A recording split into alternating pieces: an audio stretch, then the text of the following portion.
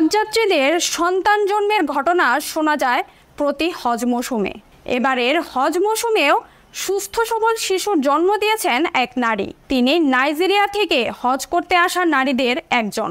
তার বয়স 30। Mecca maternity and child হাসপাতালে শিশুর জন্ম দিয়েছেন তিনি। শিশুটির নাম রাখা হয়েছে মুহাম্মদ। এবছরের হজ মৌসুমে প্রথম নবজাতকের তালিকায় উঠে এসেছে এই শিশুর নাম।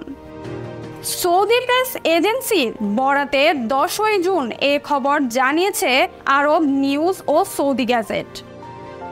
31 সপ্তাহের গর্ভাবস্থায় প্রসব বেদনা অনুভবের পর ওই নারী হজযাত্রীকে হাসপাতালের জরুরি বিভাগে নেওয়া হয়। চিকিৎসকরা দ্রুত তার অবস্থা মূল্যায়ন করে তাকে প্রসূতি ওয়ার্ডে স্থানান্তর করেন। পরে সেখানে তিনি স্বাভাবিকভাবে শিশুর জন্ম দেন। আবার নিউজ জানিয়েছে মায়ের শারীরিক অবস্থা ভালো, তিনি সুস্থ হয়ে উঠেছেন। অন্যদিকে শিশু মোহাম্মদ বিশেষ পর্যবেক্ষণে রয়েছে। হজের সময় হজযাত্রীদের বিশেষ স্বাস্থ্যসেবা প্রদানের জন্য কাজ করছে মক্কা ম্যাটারনিটি অ্যান্ড চাইল্ড হাসপাতাল। তাদের সেবাগুলোর মধ্যে রয়েছে জরুরি যত্ন, প্রসবকালীন সহায়তা এবং নারী ও শিশুদের চিকিৎসা সেবা।